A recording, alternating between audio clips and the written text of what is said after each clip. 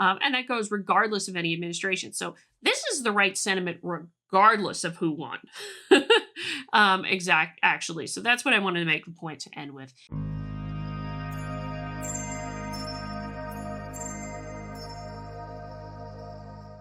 So, unless you've been a bit under a rock for the last week, which who knows might have been a good thing, you probably know full well right now that we have had a presidential election here in the United States, and it definitely came out interesting with the now President-elect Trump defeating the Democratic nominee, Kamala Harris, pretty decisively on Tuesday night into early Wednesday morning. And so becoming only the second president in U.S. history to win non-consecutive terms.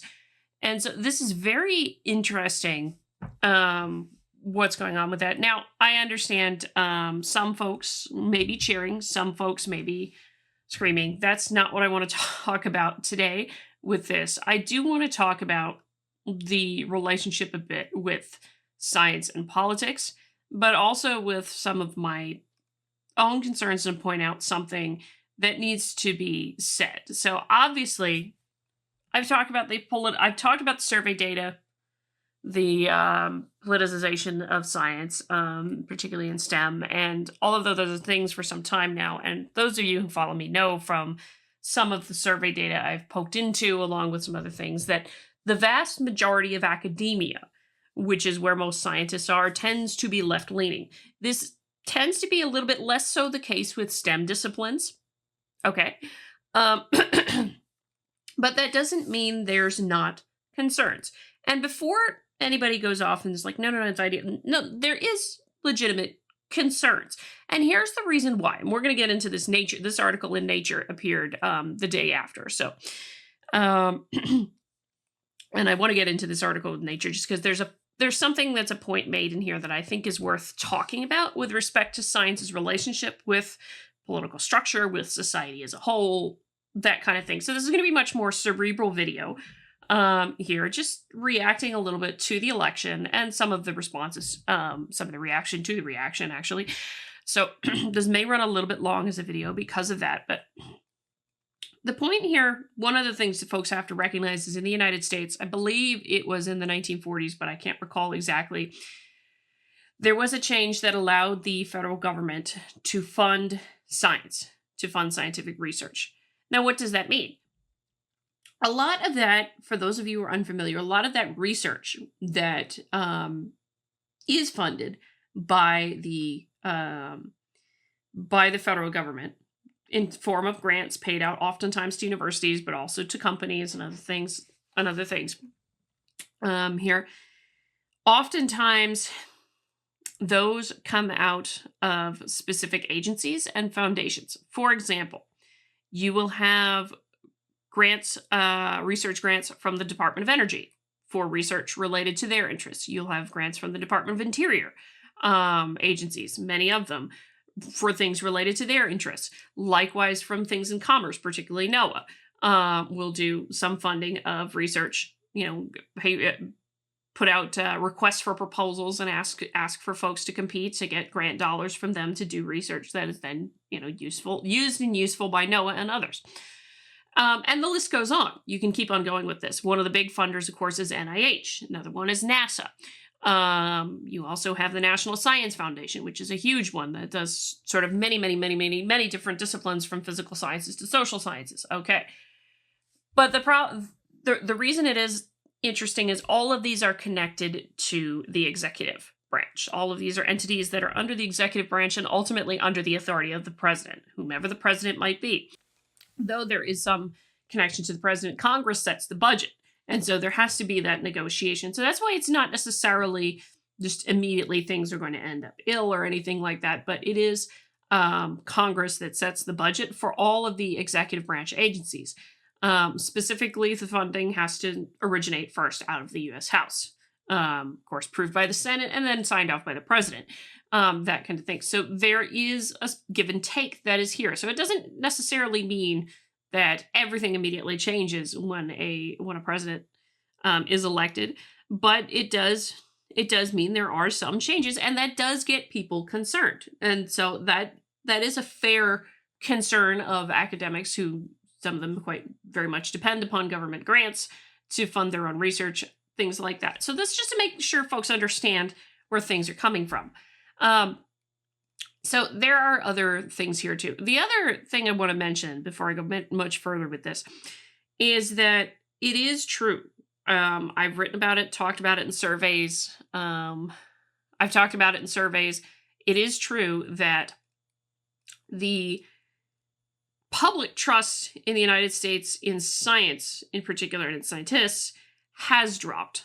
It has dropped over time, particularly since 2019, through the Biden presidency. And so it is concerning, to say the least, that things have dropped off. And the reason why is that the case? Well, you think about it carefully, right?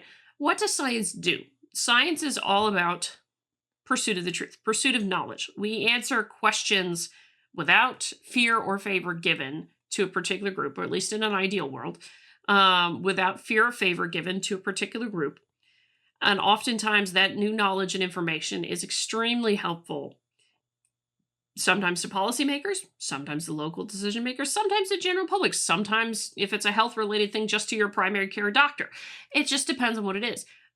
But because of that, science has enjoyed for a very long time a mutual trust between everyone. Why? Because, well, these are the guys who are the truth seekers, the guys and gals who are the truth seekers, right?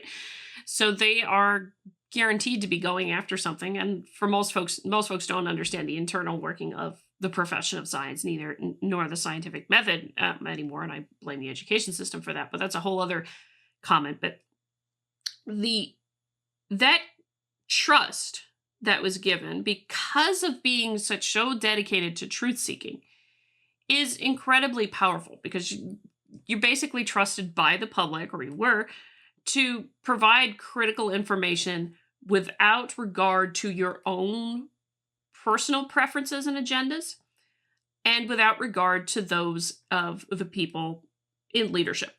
In political leadership in particular, but also in leadership in, say, a company or anything like that. You are trusted to do that regardless.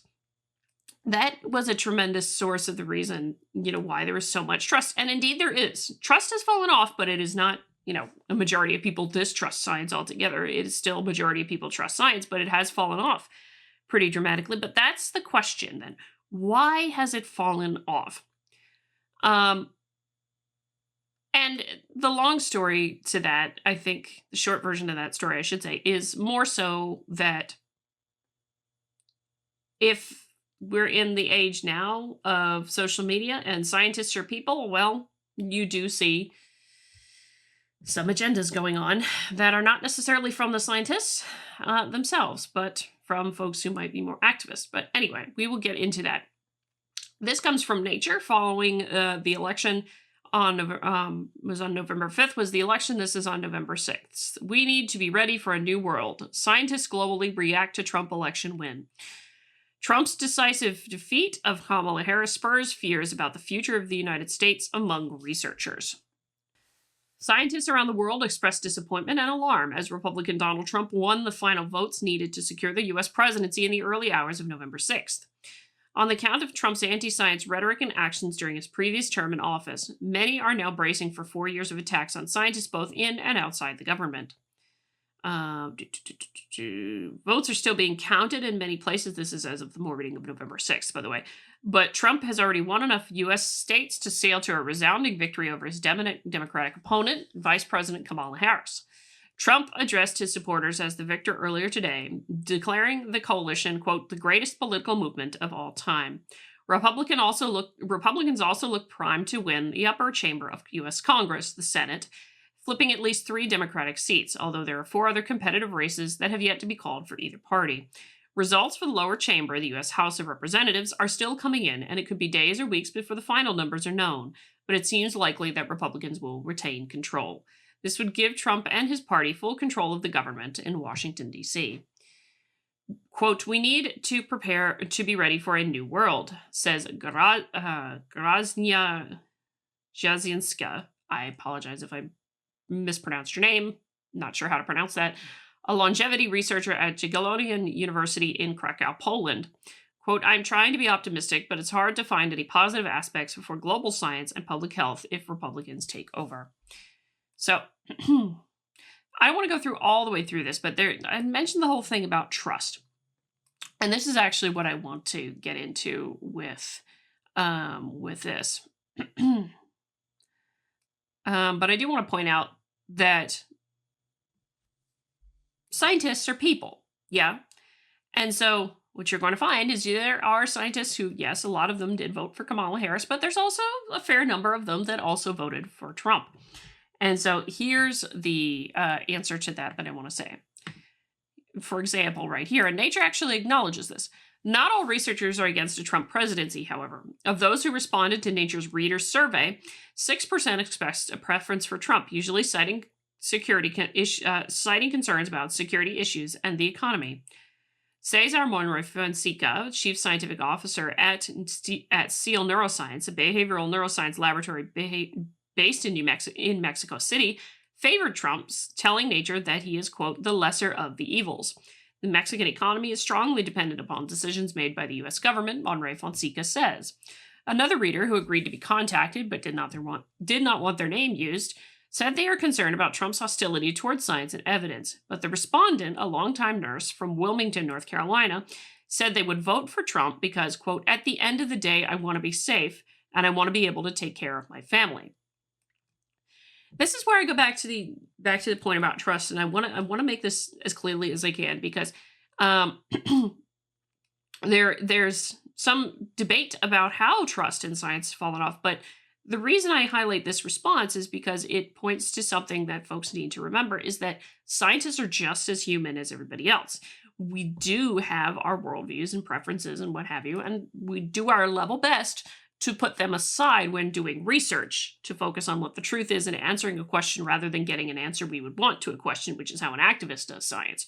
But anyway, but I point that out because scientists are very human, but that's also the reason you need diversity of thought in science is because as a reality-based community, having divergent perspectives and how you approach doing science helps each other spot each other's biases, and therefore we actually get, as a collective group of scientists, much closer to what the truth is on an issue.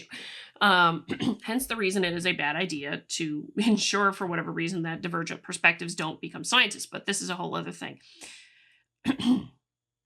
So this is where we get into some of the interesting issues here with the lessons learned section as related to scientists being people. Others, however, are focused on what a second Trump presidency will mean for science. Perhaps one of my biggest worries is that Trump will be another nail in the coffin for trust in science, given his anti-science rhetoric, says Lisa Schipper, a geographer at the University of Bonn in Germany, who specializes in climate change vulnerability. According to a survey of thousands of U.S. adults by the Pew Research Center in Washington, D.C., the percentage of people who say that science has had a positive effect on society has been declining steadily since 2019. I'm aware of this one. I don't think it's one I covered on this channel, but there are other ones that I have. So, quote, I'm speechless, but I think it's a learning moment, says Sheila Jasanoff, a social scientist at Harvard University in Cambridge, Massachusetts. Trump's victory illustrates a fundamental disconnect between academic researchers and many Republican voters. Finding common ground will require social engagement and probably humility on the part of scientists who have yet to fully come to grips with the social and political divide.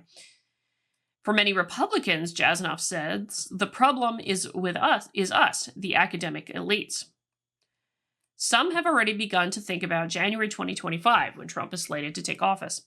I hope we can convince the Trump administration to adopt a bold, evidence-based science agenda and to hire people who are skilled and competent to implement it, says Georges Benjamin, the executive director of the American Public Health Association in Washington, D.C. But the last time Trump was in office, Benjamin adds, he had some absolutely amazing scientists who worked for him, and then he undermined them. He didn't follow their advice, in particular by publicly rebuking them and not pushing a strong response to the COVID-19 pandemic. Quote, starting now, we're going to need brave people willing to push back, protect the vulnerable, and do what's right over what's easy, says one official at the U.S. Environmental Protection Agency who declined to be named because of fears of retribution under the forthcoming Trump administration. We do have to remember what's right, and what's right is protecting public health and the environment. Okay, so the reason I like this section is because nature's dancing around the edges a little bit, but they do actually get, I will give nature a lot of credit because I have razzed nature a bit, but in writing this, they actually do get at something that is a problem and getting at the reason why there's such a distrust. But who else is responsible for the drop in trust of science? Is it not also something of the responsibility of the scientists themselves? Or, more precisely, perhaps, some of our most prominent institutions in science, and we'll get to that, because it is a true observation. Jasanoff is not wrong. It is a true observation that many Republicans, many conservatives, many Trump voters, and many just people in general do look at academics as the elites, that they don't care, that they're disconnected from people, and frankly, been in academia long enough, there is quite a lot of that. There is a fair disconnect between academic researchers and people and Republican voters. Well, not just Republican voters, public in general, public who's not an academic. And that is a problem. That is part of the reason for such a divide. But it is also fair to say that some of the reason for the problem is things like this, where you have the most prominent scientific publications like Scientific American, Nature, what have you, endorsing political candidates. Last cycle in 2020, Nature endorsed Joe Biden. Scientific American endorsed Joe Biden. This year, Scientific American endorsed Kamala Harris. And congratulations, as you can see from some of the reactions, like this is actually pointing to a Nature article that talked about, the last time a scientific thing endorsed, it didn't just damage the credibility of the scientific publication in the public eye, it damaged the credibility of scientists in the public eye. So, pardon me for just saying this, but, well, yes, you do have entities that dislike science and will do some damage to attack it, but do you not have some of your own responsibility in this when it is the major scientific publications that tend to do these kinds of things? And you can see, in here the reactions to it from a number of folks. I did a whole piece on this, reminding folks again, why are you continuing to destroy your credibility and therefore destroy the trust in your publication, but also the trust in scientists? This is one of the reasons why. I want to point out when I go back to this comment, another nail in the coffin for trust in science. Well, who's to blame for that? It sure as heck isn't just one political group or another. There's another one, speaking of, again, related to prominent publications, because you got to remember, a lot of general public is going to see the prominent publications, see the prominent scientific publications, Nature, Science, Scientific American. Also, some of the professional societies, things like that might get seen by the general public and picked up by news media and what have you, and that's what generally gets into the lexicon with folks, is those kind of things, not just generally the one random little scientist that's there. The woman who's quote tweeted here, this is the editor-in-chief of Scientific American, currently Laura Helmuth. Now, I understand she's apologized for all this. I don't care that she has her beliefs. Be mindful when you put them out there of what people are going to think. What people are going to think and how that might undermine the trust. Now, admittedly, Scientific American, under Laura Helmuth's leadership, has put out so many articles that make it ridiculously partisan as a publication. I believe, actually, if I recall correctly, what was it, this one? Oh, yeah, it was this one. They put out this thing after the election themselves, talking about election grief is real and all that jazz. And so, yeah, it might be a good scientific publication. That one I might give some credit to. I honestly haven't read this one in full, but I will say this kind of attitude at the leadership of Scientific American, well, maybe that's why there's a little bit of lack of trust in Scientific American at this point. And this is actually Michael Shermer who's commenting on this, who wrote for Scientific American for 18 years before abandoning it. Actually, I think he was forced out, if I remember correctly.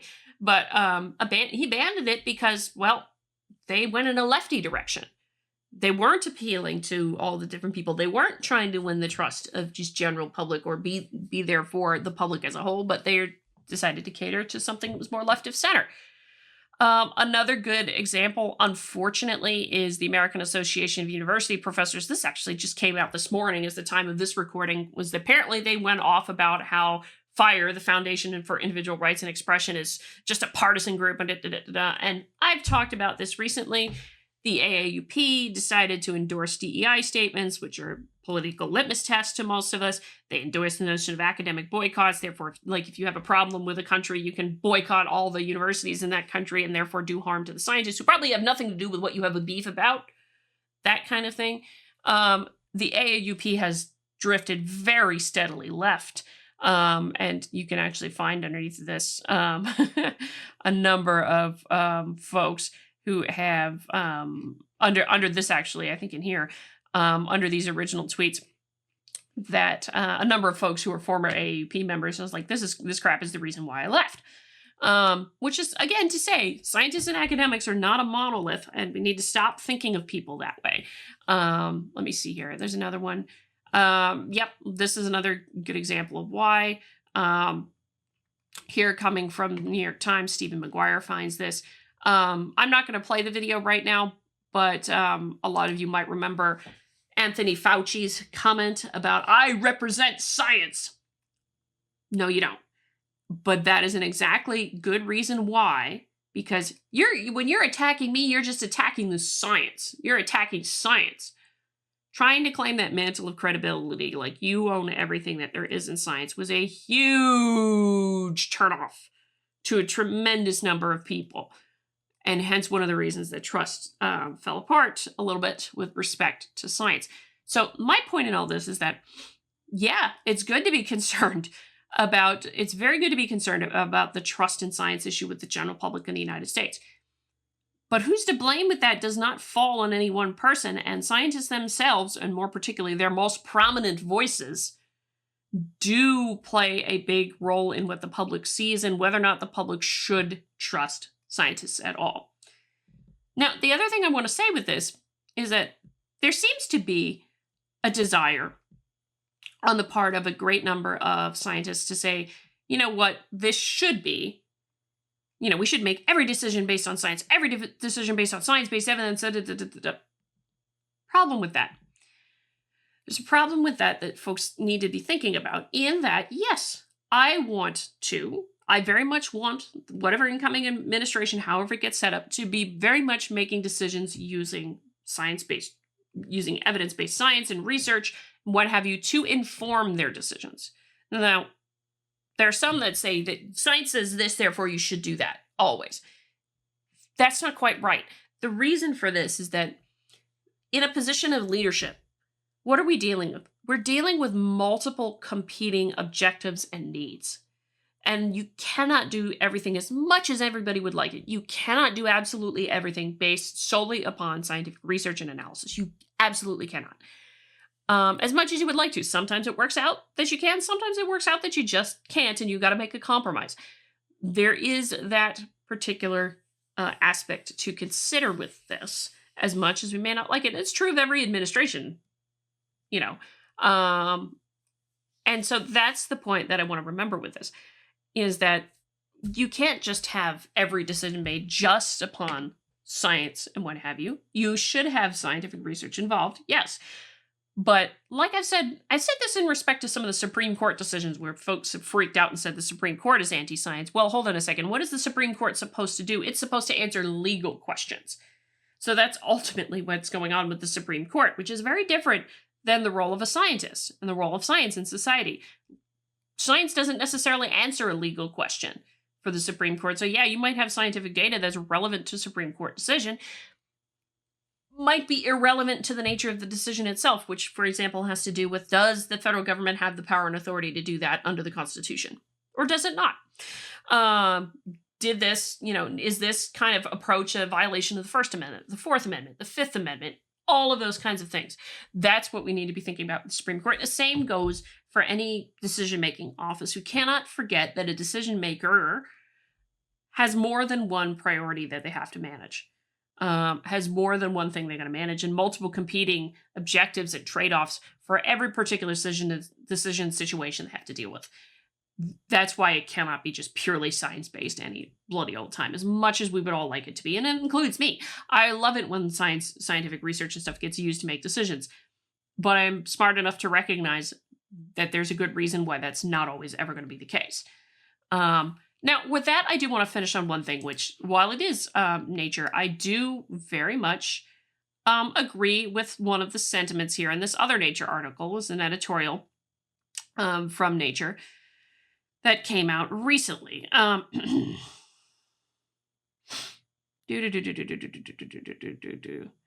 this is actually a good, the majority of the sentiment in here is a good thing. In here, there's some things that I disagree with, but fine. This is actually very good sentiment that I find in here. Let's see. Where is it? Because I saw. Yeah. So we hope that the incoming administration will govern in the best interest of the United States. That means holding on to the best of what the previous administration did and not returning to some of the policies of the first Trump presidency. Well, just in all fairness, I do think President Trump has probably learned from his first term that he probably wouldn't go back to some of his things, but that's a whole other thing. This includes respecting scientific consensus when making regulatory decisions in public health, environmental issues, artificial intelligence, and elsewhere. It's one of the cornerstones of modern government. Policymakers and politicians retain control over decision-making, but they cannot control the facts. Indeed, this is true of any administration in here. But here's where I want to get to that I think is the right sentiment, although I disagree with a lot of parts of the article, certain things in here. The United States is a nation that welcomes the world's talent in science and in other fields. That must continue if the country wants to maintain its strength in research and innovation, the bedrock of prosperity. The research community must engage with the new administration with courage, tenacity, strength, and unity. At the same time, scientists in the United States must know they're not alone. The research community is a global one. We need to stand together and stand strong for the challenges that are to come. And that will mean continuing to speak facts to power. Now, obviously, Nature is no fan of President Trump. We know this from previous work. I'm not going to discount that, but I don't, as a whole, disagree. But I think this should always be the case for any administration regardless, because you do have that political tension and push put on scientists and what have you. And there's a reason there's actually so-called scientific integrity officers in a lot of these organizations that do grant funding and what have you, and also do scientific research themselves. But anyway, this is a good sentiment for a lot of researchers to have. It's like, yeah, I'm going to engage. I'm going to do my work. I'm going to continue to do my work. And I'm going to try, push for things that I think need to be funded in scientific research. And that jazz. So I do think it's actually a good sentiment writ large that the United States should continue to welcome the best talent that it can in science, bring it into the universities, into the federal agencies, into businesses here. I think that's absolutely appropriate. And they are not wrong that is one of the biggest things in research and innovation that makes prosperity possible, to do the kinds of things like we have Teslas, we are catching rockets, we have AI, which is then now introduced us to the moral quandary of what we do with it. That's a whole other question. And a huge amount of scientific research that leads to, effective treatments for cancer, for other things. So this is the thing. So I do actually agree with the sentiment overall, that this is a good thing to start engaging with the scientific community,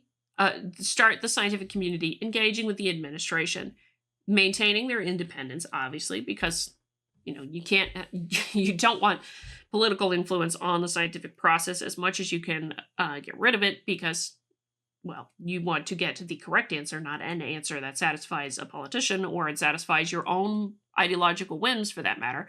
And that goes regardless of any administration. So this is the right sentiment regardless of who won. Actually. So that's what I wanted to make the point to end with. And also, again, look, the falling trust in science is not just the fault of politicians and activists. It is also the fault of some of our major entities and of different groups themselves. So That's the point I want to make on that, is that following trust in science comes from a lot of different things. Let me know what you think. Hit the like button on the way at the door, comment on the video, share the video, subscribe to the channel, all that lovely good jazz. Until next time, I'm Adrian. May you stay curious.